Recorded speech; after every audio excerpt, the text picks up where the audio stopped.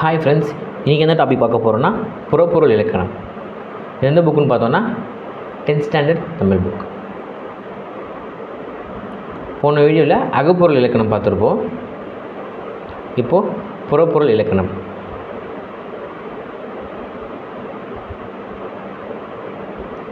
அகப்பொருள் இலக்கணம் பார்த்திங்கன்னா அன்பின் 5 நிலைகளை பற்றியது தான் அகப்பொருள் இலக்கணம்.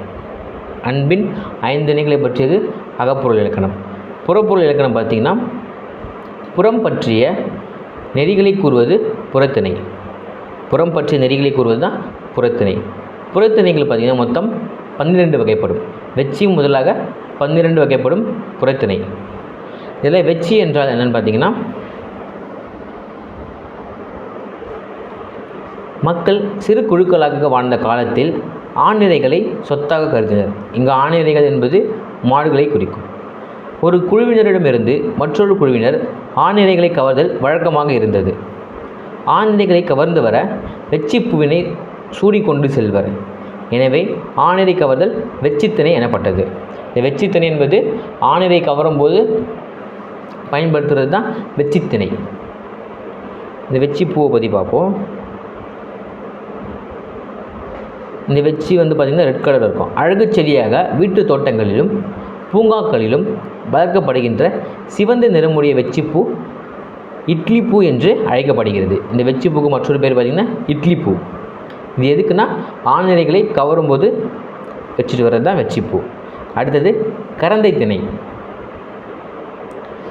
கவர்ந்து செல்லப்பட்ட தம் ஆணிரைகளை மக்கள் மீட்க செல்வர். ஆணிரைகளை கவர்ந்து வந்த ஆணிரைகளை திரும்ப மீட்க செல்வாங்க. அப்போது தான் இந்த கரந்தை பூவை சூட்டிட்டு போவாங்க. கரந்தை திணை.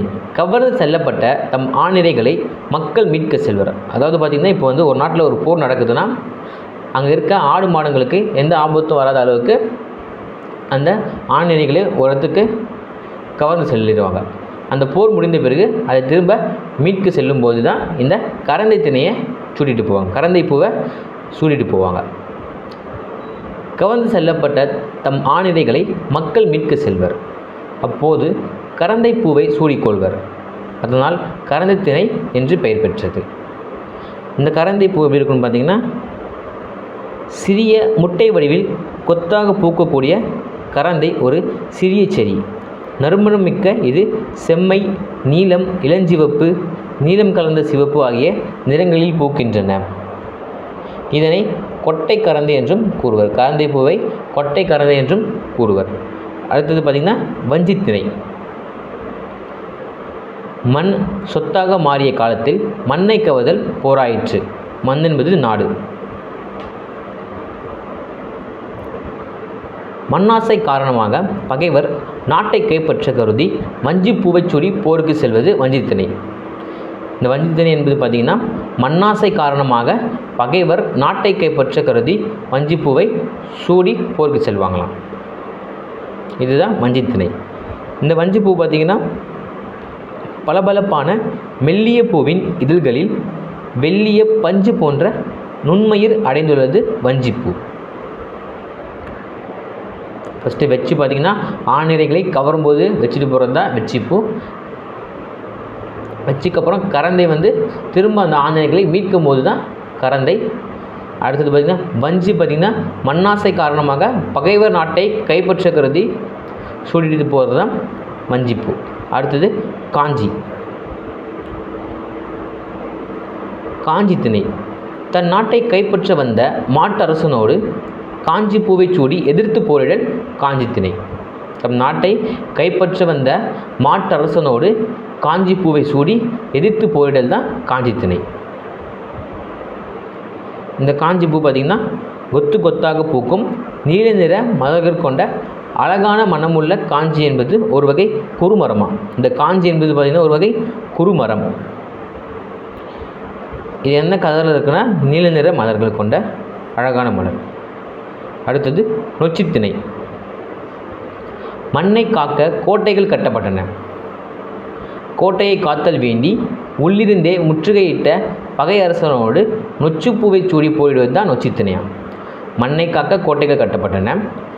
கோட்டையை காட்டல் வேண்டி உள்ளிருந்தே முற்றுகையிட்டு பகையரசனோடு நொச்சிப்பூவை சூடி போரிடுவது தான் நொச்சித்திணை. கோட்டைக்குள்ளே போயிடுவது நொச்சித்திணை. இது எப்படி இருக்குன்னு பார்த்தீங்கன்னா, மருது நிறத்துக்குரிய நொச்சி கொத்து கொத்தான நீல நிற பூக்கள் கொண்டது. இது எங்கே பூக்குதுன்னு பார்த்தீங்கன்னா, மருது நிறத்தில். இதில் மணி நொச்சி, கருநொச்சி, மலை நொச்சி, வெண்ணொச்சி என பல வகைகள் உள்ளன. நொச்சி போலே பல வகை இருக்குது. அடுத்தது உழிங்கை திணை. மாற்றரசனின் கோட்டையை கைப்பற்ற உழிங்கை பூவை சூடி தன் வீரர்களுடன் அதனை சுற்றி வளைத்தது தான் உழிங்கை திணை. மாற்றரசின் கோட்டையை கைப்பற்ற பார்த்திங்கன்னா உழிங்கை பூவை சூடி தன் வீரர்களுடன் கோட்டையை சுற்றி வளைத்தது தான் உழிங்கை திணை. இது எங்கே இருக்குன்னு பார்த்தீங்கன்னா, வேலிகளில் ஏறி படரும் நீண்ட கொடியை உழிங்கை கொடி. இது எங்கன்னா, வேலிகளில் ஏறி படரும் நீண்ட கொடியே உழிங்கை கொடி. இதன் கூட்டிலைகளும் மலர்களும் சிறியவை. மலர்கள் மஞ்சள் நிறத்தில் காணப்படும். இதனுடைய மலர்கள் பார்த்திங்கன்னா மஞ்சள் நிறத்தில் காணப்படுமா. உழிங்கை பூவின் நிறம் மஞ்சள். இதனை முடக்காத்தான் என கூறுவர். இதை தான் உழிங்கையை தான் முடக்கத்தான் என்று கூறுவோம். அடுத்தது தும்பை திணை. பகைவேந்தர் இருவரும் வலிமையை பெரிது என்பதை நிலைநாட்ட தம் வீரர்களுடன் தும்பை பூவை சூடி போர்க்களத்தில் ஒருவரோடு ஒருவர் போரிடுவது தும்பை திணையாகும். இந்த தும்பை என்பது பார்த்திங்கன்னா, பகைவர் இருவரும் வலிமையை பெரிது என்பதை நிலைநாட்ட தம் வீரர்களுடன் தும்பை பூவை சூடி போர்க்களத்தில் ஒருவரோடு ஒருவர் போரிடுவது தான் தும்பை திணை. போரிடுகின்ற அரசர்கள் இருவரும் தும்பைப்பூ மாலையை சூடியிருப்பார். இதில் பார்த்திங்கன்னா 2 அரசர்களும் தும்பைப்பூ மாலையை சூடியிருப்பார்கள். போர்த்திணைகள் படிப்படியாக வளர்ந்த நிலையில் போரை தொடங்கும் நிகழ்வாக ஆணிரை கவர்தல் மேற்கொள்ளப்பட்டது.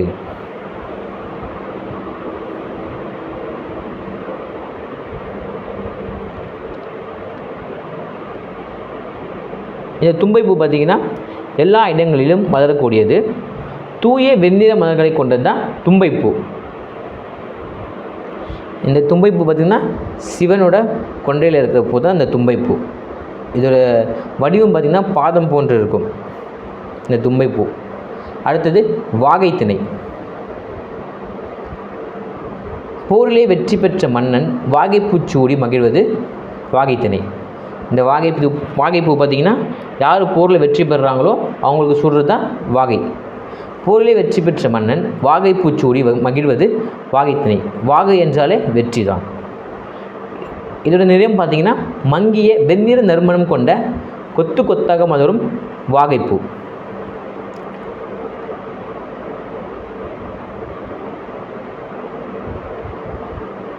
பாடுவதற்கு தகுதியுரிய ஒரு ஆளுமையாளரின் கல்வி, வீரம், செல்வம், புகழ், கருணை முதலியவற்றை போற்றி பாடுவது தான் பாடான் திணை. இந்த பாடான் திணை என்பது பார்த்திங்கன்னா, பாடுவதற்கு தகுதியுடைய ஒரு ஆளுமையாளரின் கல்வி, வீரம், செல்வம், புகழ், கருணை முதலியவற்றை போற்றி பாடுவது தான் பாடான் திணை.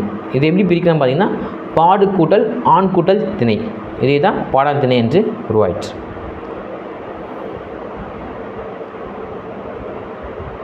அடுத்தது பார்த்திங்கன்னா, வெற்றி முதல் பாடான் வரை உள்ள புறத்திணைகளில் பொதுவானவற்றையும் அவற்றுள் கூறப்படாதவற்றையும் கூறுவது தான் பொதுவியல் திணை. வெற்றி முதல் பாடான் வரை உள்ள புறத்திணைகளில் பொதுவானவற்றையும் அவற்றில் கூறப்படாதவற்றையும் கூறுவது தான் பொதுவியல் திணை. அடுத்தது கைக்கிளை. இந்த கைக்கிளை என்பது பார்த்திங்கன்னா ஒருதலை காமம். அடுத்தது பெருந்திணை என்பது பொருந்தாத காமத்தை குறிக்கிறது. கைக்கிளை என்பது ஒருதலை காமம், பெருந்திணை என்பது பொருந்தாத காமத்தை குறிக்கிறது. இதோட இந்த லெசனும் முடியுது. தேங்க்யூ.